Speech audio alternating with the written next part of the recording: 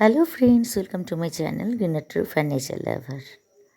Coleus দুটো তো বসানো হয়ে গেছে, কিন্তু আগেই বলেছি কলিয়াস দুটো বেশ লম্বা, মোটামুটি ভালো ঝাঁকড়াও হচ্ছে। তাই এর গাছ দুটোর উপর দিকে আগার দিকে কয়েকটা ডালপালা আমি একটু ছেটে দেবো। শুধু যে আগার দিকে ডালপালায় ছাঁটবো তা না, পুরনো পাতা, শুকনো পাতা, ছেঁড়া পাতা যেগুলো আছে সেগুলোও ছেটে ছুটে একবারে রেডি করে রাখবো গাছটাকে, যাতে বেশ কিছুদিন আর এই গাছের দিকে না তাকাতে হয়। ভালো মতোই মাটি, সার সব দিয়ে গাছটাকে বড় পাত্রে, বড় গ্রো ব্যাগে ভালো মতোই বসানো হয়েছে। এবার এক রাউন্ড ছেটে দিলে এখন মোটামুটি বহুদিন এই গাছটার দিকে আর না দেখলেও হবে। আর আগার দিকের এই ডালগুলো ছেটে নিয়ে আমার তিন চারটে ছোটো ছোটো টবে মাটি আছে, ওইগুলোর মধ্যে আপাতত পুঁতে রাখবো, দেখা যাক হয় কি না। কলিয়াস তো ডাল কাটিং করে বসালে ভালো দিব্যি হয়েই যায়, কিন্তু আমার টাইমটা সঠিকভাবে ঠিক জানা নেই এই সময় বসলে হবে কি না। যাই হোক, আমি বসেই তো দেখি, কারণ ডাল ছেড়ে ডাল তো ফেলে দেওয়ার পাত্রী আমি নই। কোনো গাছেরই ডাল আমি সহসা ফেলি না, লাগিয়ে রাখি। যেটা বাঁচলো বাঁচলো, যেটা বাঁচলো না, পরে সেগুলো পাতা সারের কাজে লাগিয়ে দিই। মানে শুকিয়ে ডালপালা সমস্ত পাতা টাতা শুকায় তার মধ্যে দিয়ে দিই।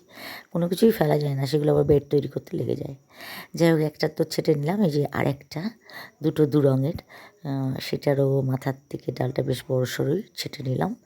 সাইডে যে আরও দু একটা আছে মোটামুটি বসানোর মতো পাতা টাতা ছেটে, সেগুলো কেটে নিচ্ছি। এবার কেটে নেওয়ার পর ছোটো বেশ ডাল বেশি কেটে তো লাভ নেই, সেটা বাঁচবে না। এবার যেগুলো এক্সট্রা পাতা, বড় পাতা বেকায়দাভাবে রয়েছে বা শুকনো পাতা, ছেঁড়া পাতা, সেগুলোকে কেটে ছেটে মোটামুটি একটা শেপ দিয়ে রাখলে এই গ্রো ব্যাগে মোটামুটি কলিয়াস 1 বছর এখন তো নিশ্চিন্তে থাকবে, কোনো সমস্যাই হবে না, বেশিও থাকতে পারে। যাই হোক, ডাল মোটামুটি ছাঁটা হয়ে গেছে।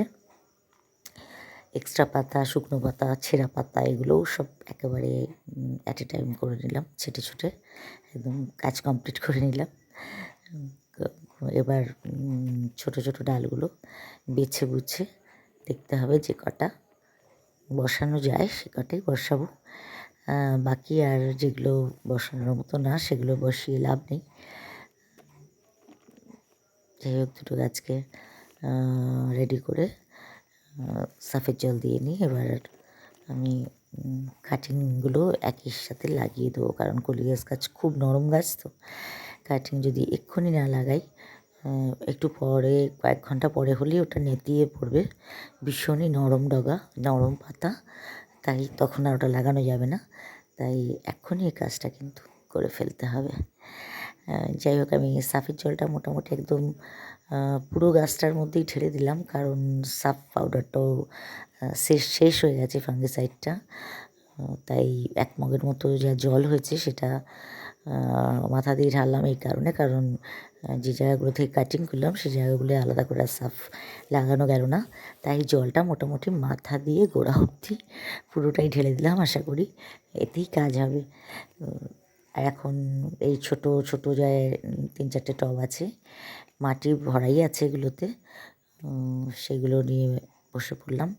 দেখা যাক যে কটা কাটিং পারা যায় লাগাতে, সে কটা তো লাগিয়ে নিই, তারপর বাঁচা মরা পরের কথা, কটা পাই না সেটা পরের কথা। যাই হোক, আমি নিচের দিকে পাতাগুলো একটু ছেটে ছুটে ছোট্ট হালকা গর্ত করে, আঙুল দিয়ে গর্ত করে নিয়ে আমি আলতো করে গাছগুলো কিন্তু বসিয়ে দিচ্ছি, বেশি চাপাচাপির দরকার নেই। কলিয়াস এমনিতেই নরম প্ল্যান্ট। এবার আলতো করে চাপা দিয়ে মাটি একটু আজকের দিনটা ছাওয়াতেই রাখবো। যদিও আজকে বেশি রোদ নেই আপাতত, শীতের দিনে তো 3টে 3:30 বাজলেই রোদটা পড়ে যায়, কাজেই পাঁচিলের ওপর রেখে দিলেও কোনো অসুবিধা নেই। এই যে একবারে রেখে দিয়ে চলে যাব, যাতে কালকে মোটামুটি রোদটা পায়। কলিয়াস কিন্তু ঘরে আমার একটা ছিল, আগেই বলেছি, সেটা কিন্তু ইনডোরে রেখে ভেবেছিলাম রোদ লাগবে না, কিন্তু গাছটা বাঁচেনি, মরে গেছে। তাই কলিয়াসে রোদ দরকার সেটা এখন আমি ভালোভাবেই বুঝে গেছি। তবুও কাটিংগুলো আজকে তো মোটামুটি ছাওয়া পড়েই গেল, কালকে থেকে একটু রোদ পাবে, যেটুকুই রোদ আসুক আমার এই পশ্চিম দিকটা দিয়ে আসে। তাই মোটামুটি আমি কলিয়াসের সব মেন বড়ো গাছ দুটো এবং কাটিংগুলো সবই এই সাইডে রেখে যাব, যাতে কালকে রোদটা অন্তত পায়, কারণ আজকের রোদ মোটামুটি শেষ।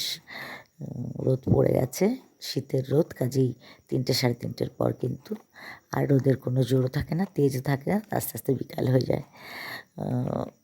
এটা একটা রসগোল্লার পাত্র, যাই হোক, এটাকেও আমি একটুখানি কাছে দিয়ে ছোটো ছোটো করে 2-3টে গর্ত করে নিলাম। এই সবগুলোতেই কাটিংগুলো বসিয়ে রাখবো, যদি বাঁচে তারপর দেখা যাবে, সেগুলোকে নিয়ে অন্য এক জায়গায় ভালো টবে বসানো যাবে। আগে তো আপাতত বসিয়ে রাখি, ওই মাটিটা তৈরি করা ছিল বলে সুবিধা হচ্ছে আমার।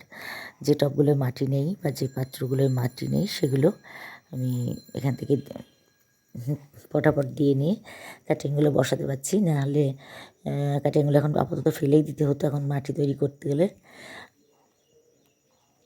দেখা যাক, দুটোরই দুরকমই আমি বেশ কয়েকটা বসিয়ে দিচ্ছি,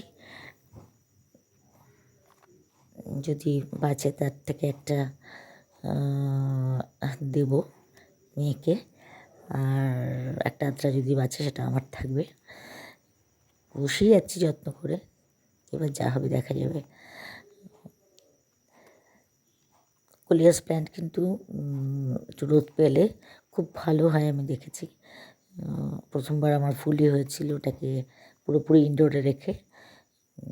কলিয়াসের পাতাগুলো এতই সুন্দর যে যখন যেগুলো ঝাপড়া হয়ে বেড়ে ওঠে তখন কিন্তু দারুণ সুন্দর লাগে, মানে ফুল ভর্তি গাছকে যতটা সুন্দর লাগে কলিয়াসকেও কিন্তু ততটাই সুন্দর লাগে।